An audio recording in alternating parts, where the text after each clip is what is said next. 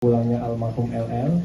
Semoga almarhum diterima di sisi Allah dan segala amal ibadahnya diterima oleh Allah Subhanahu wa taala.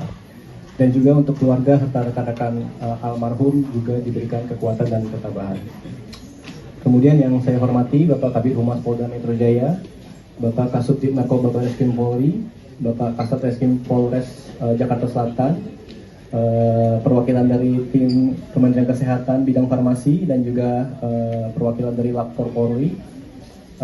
Izinkan saya di sini mengklarifikasi isu-isu yang beredar. Sebelumnya saya menghormati proses yang berjalan di kepolisian sehingga saya menahan diri untuk tidak menyampaikan informasi apapun guna mendahului dari kepolisian. Jadi sedikit saya ceritakan awal mula saya hadir di lokasi diketemukannya almarhum LL.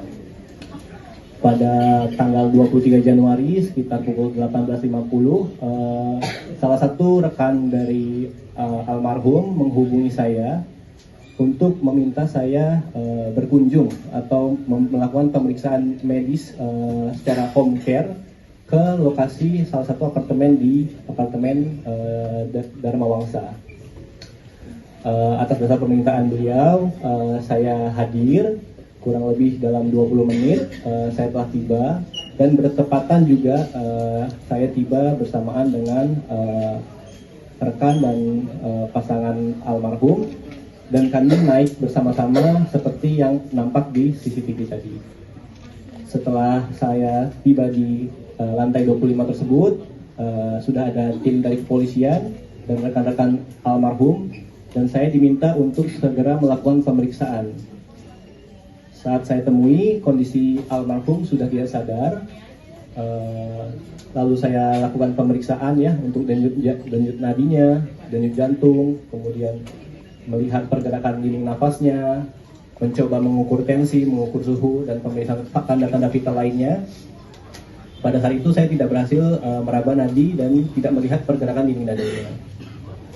Dan telah ada tanda-tanda pasti kematian pada saat melakukan pemeriksaan, sehingga pada saat itu juga setelah saya melakukan serangkaian pemeriksaan, saya menyimpulkan bahwa almarhum LL telah tiada pada sekitar 19.20 menurut jam yang saya kuasai, jam tangan saya.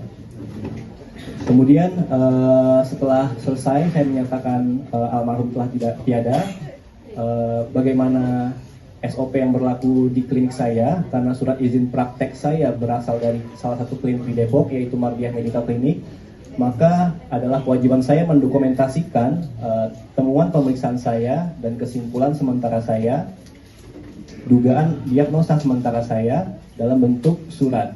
Jika pasien sehat mungkin ke tes medis, kalau pasien yang telah tiada kita sampaikan dalam surat keterangan kematian. Setelah itu saya kirimkan ke salah satu